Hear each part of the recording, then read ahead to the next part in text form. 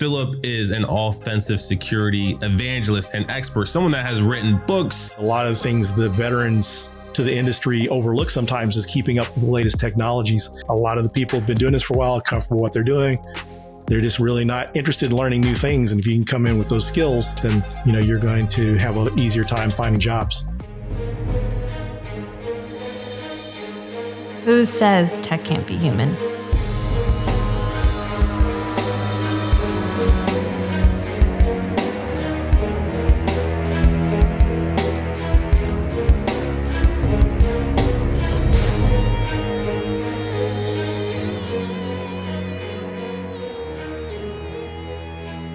What's going on, Hacker Valley fam? Welcome back to the show.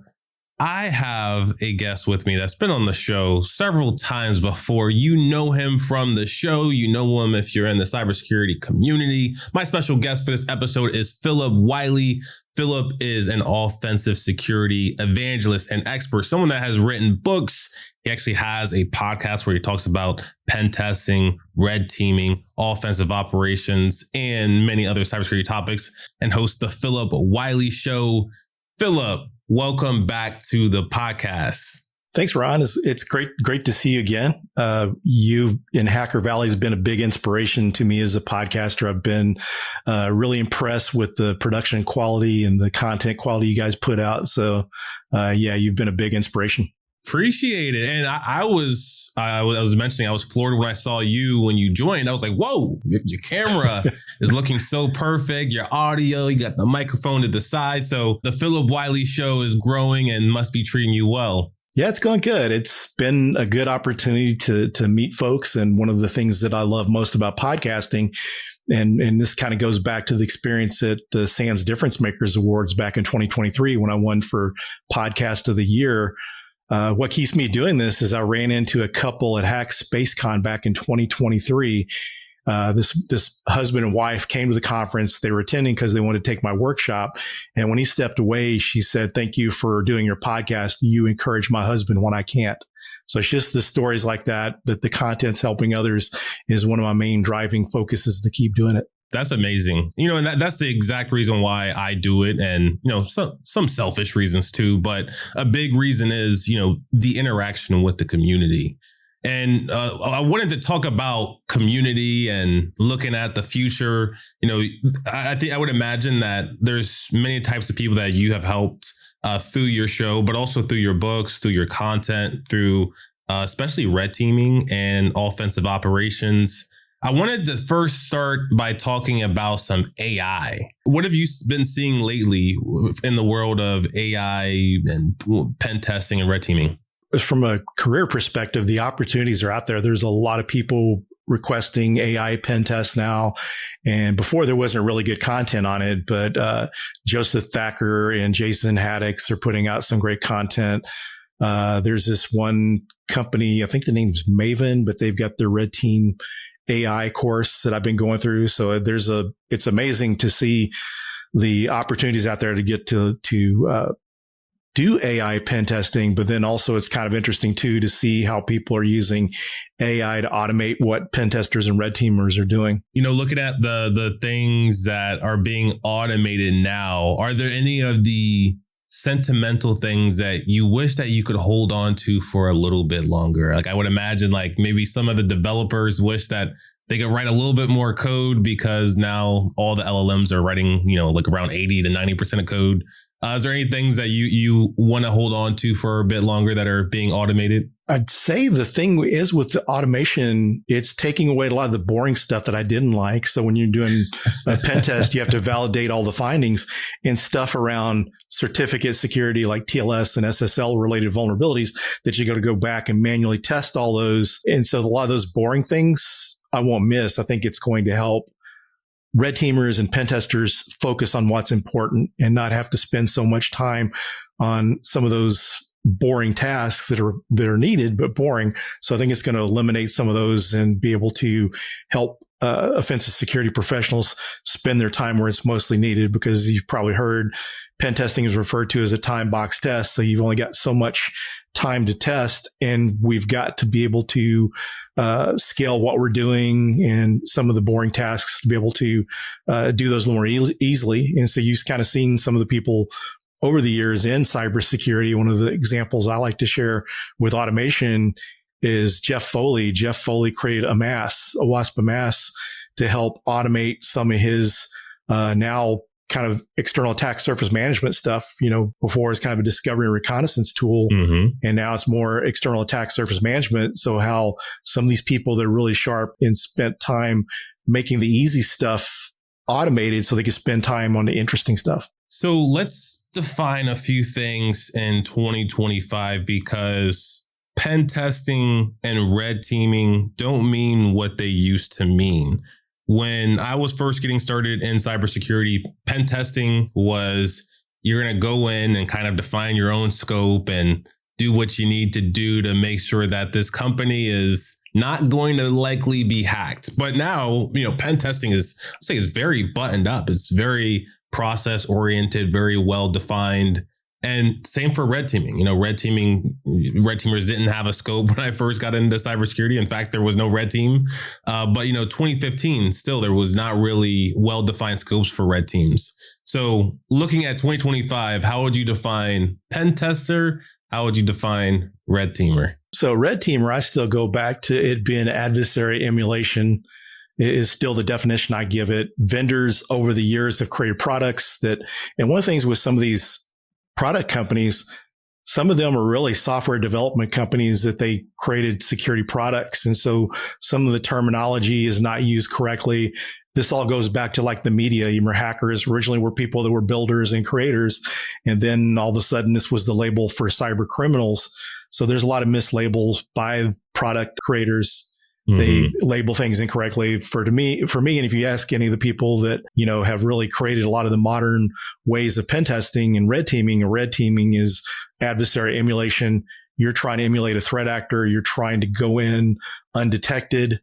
Only the control group knows that you're doing the test. Like the CISO and some management, a lot of cases, you're not going to tell the blue team because you don't want the manager to tip them off, because you're also testing the people and the reactions as well. That's part of it. And it's one of the things too that you do as your organization matures, because you wouldn't just go and doing red team operations. If you're just doing red team operations, you're going to miss a lot of vulnerabilities. So it's kind of the next level, something to add into your offensive security program.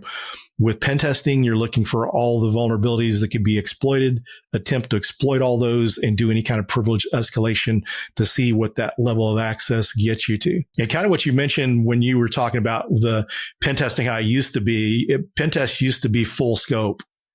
Meaning, meaning you can do social engineering. Physical pen testing was part of it, but it seems like compliance really narrowed the scope. They needed something specifically for PCI. They didn't have the money to do all this. A lot of companies weren't even really doing pen tests until PCI and compliance-based pen testing come about. So it did bring about some awareness, but it did, in some cases, narrow the scope and miss out on some opportunities to secure some environments. Those days were like the wild, wild west for pen testers. I had stories from, some of the best lock pickers at the time and some of the best people at SQL injection, the oldie but goodie, still out there, still finding that in the wild here and there. I did want to ask you about using automation a bit more, like with all the things that we have at our disposal, whether it be LLMs or AI, machine learning, or just even expert systems. Like there's just so much. If you were to build a machine or an AI agent, how would you go about it? What are the things that you try to get the AI to do on behalf of? Let's start with pen testing. Like what kind of things are you going to outsource to AI for pen testing? Like I said earlier, kind of some of the boring stuff, but like what you can do here is level up the content and the results you would get from vulnerability scanners. So be able to do more from automatically automating the detection of vulnerabilities, maybe being able to combine different vulnerability scanners, way we used to do with scripts. We do a wrapper script, but you could create an AI or some kind of automation where you're using multiple vulnerability scanners, kind of doing that heavy lifting and boring stuff for you. And then the offensive security professional can find things as it comes up and then dig down deeper in it. I think you really just I think the ideal environment would be one that is almost like the offensive security professional is part of it, because there's some things the automations aren't going to find. There's something that the offensive security professional might detect. And I've heard of some of these products where people would be running these automated tools. They'll see something and they can't interact with it. And so I think the ideal automated system is where you can interact. You see something, then you can go in and do manual. And one of the things I compare it to was back like in earlier in my pen testing career, one of my favorite, you mentioned SQL injection. One of my favorite all-time external hacks was through a SQL injection vulnerability. I was able to get command line access, but kind of using almost the same sense. I was running Burp Suite, found the vulnerability, and then there was a plugin called CO2 that had a link to where you could use SQL map through it. And so I was able to take that output, send it through SQL map to validate. And then it got to where you can only do so much with the SQL mapper plugin within CO2. So I had to go to the command line and use SQL map from the command line. So being able to interact with those to be able to more seamlessly find one of these things, interact with these tools, move over to this manual tool and continue that process, at the same time, still ingest whatever data you're coming up with. Because one of the challenges offensive security professionals has is logging all this information. A lot of times companies are wanting logs of what you did during the pen test. And this way they can kind of correlate with their EDRs. If anything flaky goes on, and they can even take this data later on and maybe use it to tune their endpoint detection systems. But this ideal system would be ingesting all these logs and having in one place. So you get this big log afterwards, but you're able to interact with those things. If you see SQL injection, you're able to come in and bring in this other tool. And, the AI kind of sits in between, almost like a proxy, like Burp Suite, but be able to interact on things more than just web app, be able to interact with network, even AI tools. And that would be my ideal automation. That way you're not taking the person out of it, because currently AI enabled systems and automation is doing what it's programmed to do.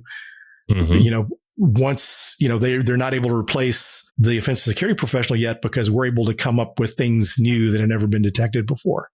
So being able to still be an integral part of that system, I think makes for a better system until we get to AGI, whenever it can think and do everything on its own.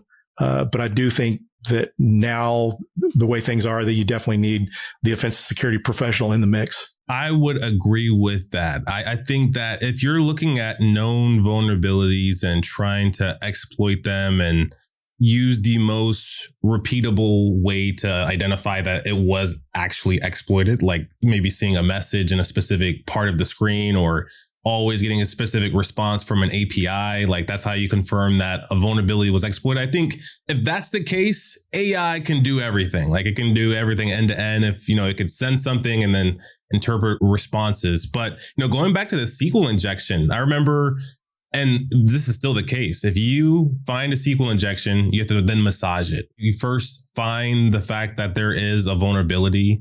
The web page starts to respond back a little differently. And then, that's an observation that we have to make. And then you start to massage the SQL query that you're putting into an input field.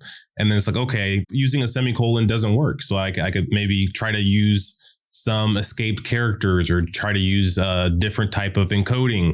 And then, you start to understand that those things produce specific outputs and then push the case forward. I think AI is not really good at finding information that hasn't been repeated very often and then making a well-informed decision on what to do next. Yeah, I agree. I think one of the things I just like to see is some of the tools out there to be more enhanced with AI to level up what they're doing. Take tools like Burp Suite or Kaido and some of these other web app pen testing tools and these other network pen testing tools, and enable it, kind of add functionality through AI, because, we need to be able to scale what we're doing. And I think a lot of times people overcomplicate the whole automation thing. They're trying to completely replace the human. And I think if you work on what we have existing and advance those tools where you're able to make people help people do things easier. Because as you mentioned, massaging SQL injection, that can be very difficult, but you could probably use something like AI to quickly do any kind of encoding or do any types of alterations or changes to that SQL code to get it to work properly. And then just constantly training the AI on what you're seeing and build better tools. I think that's really a good starting place and where I'd really like to see, because like I said, people are just trying to replace the pen tester, completely automate the process, when I think there's pieces of it that could be automated. Because, the thing about it is not all companies are going to be able to afford some of these AI tools because they can be pretty expensive for these automated pen testing tools. And so to be able to create tools that provide some level of automation and a little more control over it by the assessor would be better, in my opinion. Let's talk about how pen testers should be exploring AI. I think we're still trying to figure out what are the exact best use cases, but I think there's a lot of suspicions that are out there. What are your suspicions on the best AI use cases for pen testers that are available today that maybe you would use if you were called on your next pen test? Using some of the coding tools, like, how VS Code now has AI capabilities, just really trying to leverage more of the scripting and stuff, I think would help. The nice thing about like ChatGPT and some of these other tools, you can actually get it to write scripts or kind of start out writing a tool and script. I think that's just a really good level for people to start using it. But one of the things I would advise that I'm still learning myself, but I would say anyone that's wanting to learn AI to be able to use it for offensive security, to learn how to use AI in general.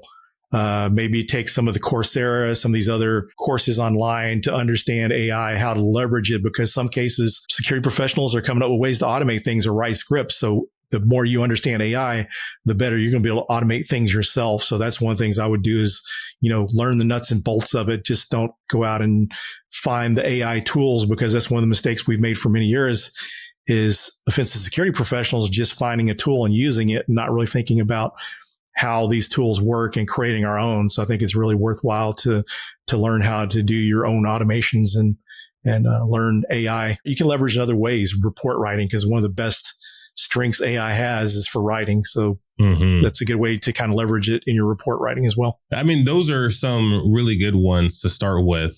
I think that everybody should at least be exploring it, and I think that everybody is probably not exploring it in ways that they think that they should be. For me, one of the things that I've heard many people say that works really well is just taking a screenshot of, like, let's say even like your Google Workspace and saying, hey, here's my current setup. What's wrong with it? And just getting a perspective, getting a piece of feedback. I would imagine that might even be effective for a red teamer, taking a screenshot of a tool that you find in one of your red team or pen test engagements and saying, what are the possible attack surfaces that are part of this specific tool?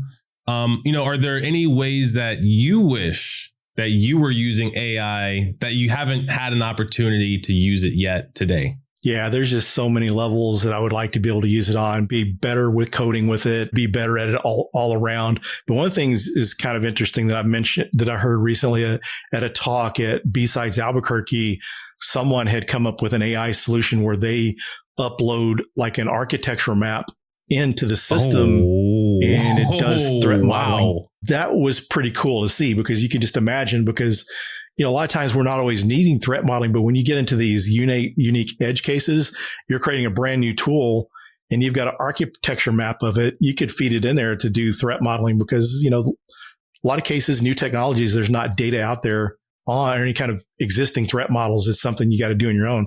When I used to work at US Bank, we outsourced our ATM pen testing at first, ended up bringing it in-house, but it's really cool to set through threat modeling once, because one of the interesting things about ATMs is you have to take into consideration the physical aspect of security. So if you have an ATM machine like in downtown Dallas, downtown Atlanta, physical security is not going to be as big a risk as a gas station out in the country somewhere that's not 24 hours, that's exposed externally, because someone could actually steal that ATM machine. So physical security is even a bigger risk there. So you just have to kind of measure when you're doing these threat modelings on the different things that affect it. Kind of derailed there, but just the whole thing of using AI to threat model and stuff is pretty interesting. And when you mentioned that, taking the screenshot and feeding it to AI, that made me think of that threat modeling, which I thought was pretty interesting. Yeah. I mean, just imagine going through a web page, opening up Chrome developer tools, and then clicking around and just seeing what pops up in the network traffic and taking screenshots of all of that and pasting it in ChatGPT and saying, all right, I need you to help me create a pen testing guide for all of these different services that popped up as part of the way that this website operates. I think that you can get so many ideas. And then, let alone if you use something like model context protocol and start hooking up the AI to your web browser or APIs and doing some automated testing, I think that the world is ripe for pen testing. And I saw that XBOW is one of the top bug bounty researchers, and it's an automated tool. It's a company, XBOW. Yeah, that one really blew me away. There's been a lot of hype over it. Matt Johansson did a video on it. I said a lot of creators doing stuff on it. I got to meet the CEO of XBOW at Black Hat. When I met him, I'd heard about all the hype about it. It was like number one on HackerOne, and it's the automated tool. And the crazy thing is, it's web app, and that was the one area that's harder to automate. That's been one of the ones that, with pen testing, you got vulnerability scanners, you got Burp Suite, but there's still a lot of manual interactions required for someone to be able to automate that. And AI was really, really amazing to me. I thought it was years off before you would really get anything like that. I thought it would be years away from pen testers being replaced. I think more of the lower level or junior level pen testers would be replaced or could be replaced, which is one of the things too. If you're up and coming, trying to learn this stuff, learn the automation, so you're able to get in. One of the things I'd say too, from anyone trying to break in, is a lot of the things the veterans to the industry overlook sometimes is keeping up with the latest technologies. We kind of saw this with cloud. People weren't really quick to adopt cloud. And then you saw some of the new up and comers coming in, trying to break in the industry that had been taking these cloud courses because it was new in college. And they came out with those skills and they were able to get in, made it easier. And I think that's one of the things with the AI and any new technologies that people are trying to break in, need to learn those technologies, because a lot of the people have been doing this for a while, comfortable with what they're doing. They're just really not interested in learning new things. And if you can come in with those skills, then, you're going to have an easier time finding jobs. And speaking of coming in with those skills, something that AI has done in my life has made me think that I can come into any industry now without the necessary set of skills, because I could always lean on ChatGPT and Claude and Gemini. Whether that be the case or not, I think you always got to be strategic if you're breaking in today. If you are looking to break into pen testing from scratch or from an adjacent part of cybersecurity, what would be the pillars that you would be leaning on today if you were going to break into pen testing? Yeah, one of the things you got to look at is you got to have the basic skills. And one of the things that pen testers overlook a lot of cases, and I can understand that because I can be impatient about learning and wanting to get to the fun stuff. Fortunately for me, when I got into pen testing, I spent 6 years as a sysadmin, and then I spent like around 7 years in application security, a year prior to that in network security. So I had a lot of these basic fundamentals getting into it. I just had to learn the pen testing part. One of the things people overlook and try to skip ahead is learning the basics. And this is operating systems, networking. Also, like reverse engineering is an important thing. You don't have to know how to code to get started, but if you can reverse engineer, because there's been cases where I did pen tests where we'd find like a jar file or APK file and reverse engineer it and find hard coded credentials in it. So knowing enough about coding to do reverse engineering is pretty important, and just have those security fundamentals down. And I would say now something that's a new piece that everyone should be considering as we're discussing is AI, the AI piece. Learn some AI along the way. I've seen some people that were just getting into it that are using AI, and it's helped them do a lot more, in less time and coming up with some really impressive stuff. So that's kind of one of the new additions that people really need to make sure that they're adding in AI, because As we mentioned, it can help with coding, a lot of other things. It can help with outlines of talks. Even if you wanted to come up with an idea for how to automate something, you could use AI to how can I automate this type of pen testing. And is there anything else that you would be leaning on if you were going to be trying to break into pen testing today? One of the things I would do, and I would do this across any area of IT or cybersecurity, is making sure to build a portfolio, because used to it was only creators and artists, musicians that had to have portfolios. But nowadays, when you've got the certifications, the degrees, your competition has certification and degrees. If you've got like a GitHub with repositories, some of the scripts that maybe you've modified, or some of the scripts you've built, or some coding that you've done, any kind of things you've documented, like you're working on Hack the Box, you've documented some of those Hack the Box systems that you've were able to hack into, as well as CTFs. Document this stuff and have that written up, and even doing like walkthroughs on YouTube. I mean, I've seen there's been people in cybersecurity that their careers have come out of YouTube, that they were documenting their journey to be pen testers, and it's kind of, they built business out of it. It's a good example is Heath Adams, the cyber mentor. He was documenting his journey. He had some free online content on pen testing education course. Then he started TCM Academy, started his own pen testing company. So there's a lot of visibility out there through this.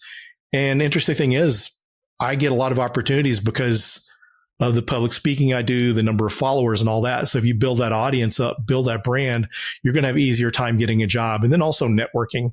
A lot of people that are just starting out will say, I don't have, tens of thousands or 50,000, 100,000 followers or subscribers on YouTube.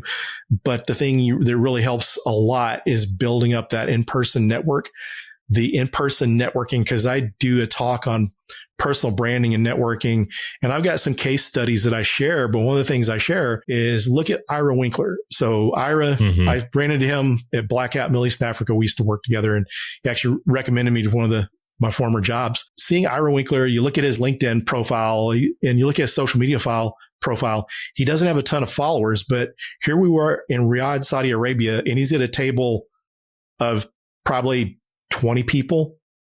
These people know him, and they know him from real world, seeing him speak places and stuff. So one of the things people can do is physically networking.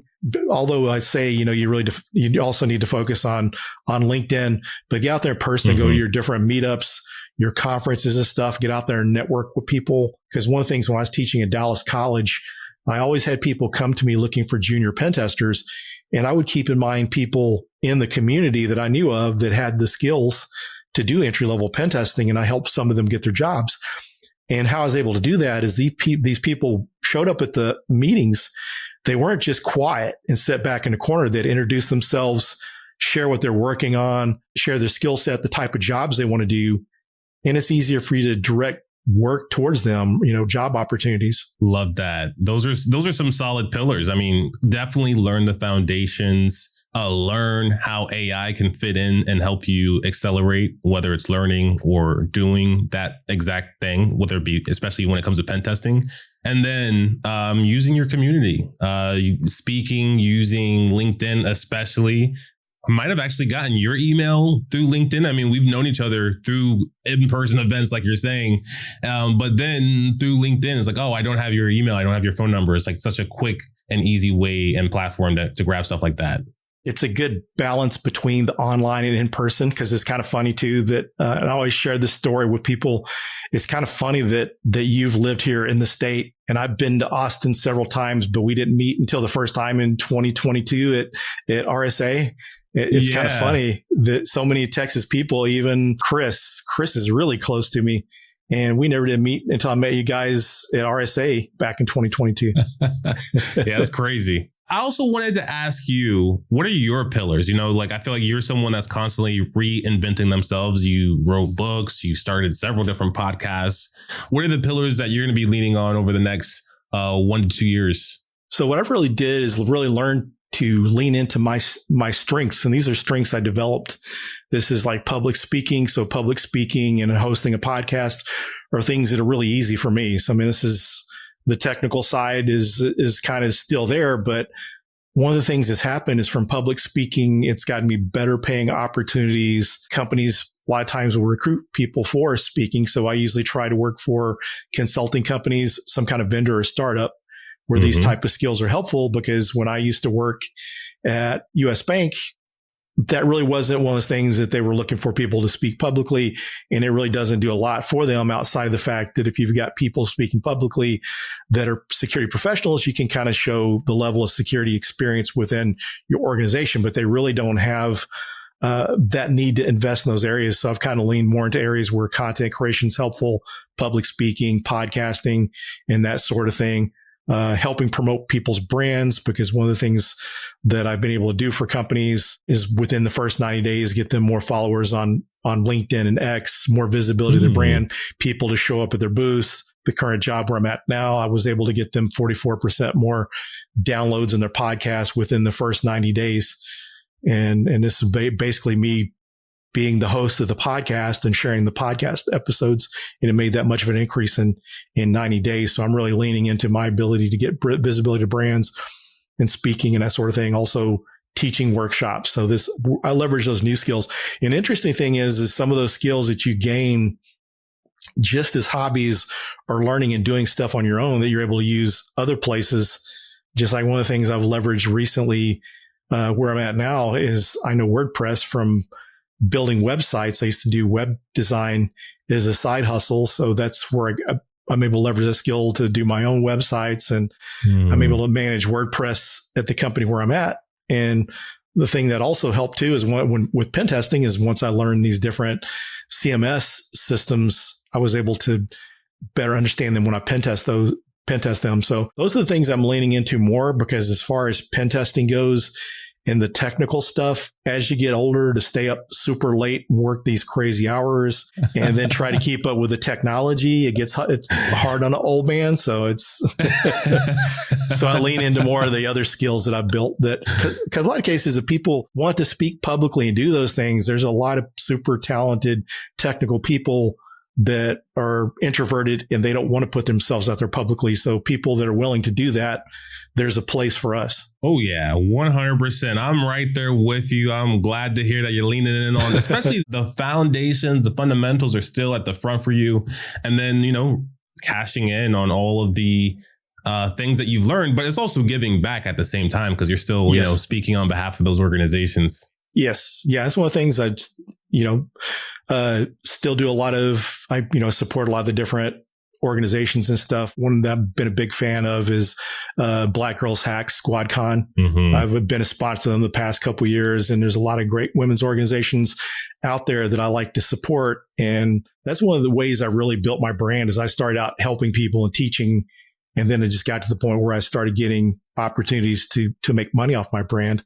But at first it was originally just to help others out. And I kind of feel like, karma, the universe, or God, however you want to look at it. I'm a Christian myself. Feel like if you're doing good things, you're going to be rewarded for it. And I feel like a lot of opportunities and things I've gotten is because I'm doing good things. Not that I think I'm really a highly talented person. It's just, I'm a good person. I like to give and help other people. I heard an amazing quote that you're praised in public for what you practice in private. And I would imagine that is a testament to all the things that you're doing, especially when it comes to learning and researching and then doing that all over again and not stopping, is just a testament to you and your work and being able to cash in on opportunity. Phillip, I wanted to say thank you from the bottom of our hearts from taking some time out of your busy day to jump on the podcast with us. I did want to drop you an opportunity as well and let our audience know, if they are learning about Phillip Wylie for the first time, what's the best way for them to stay updated and engaged with you and your work?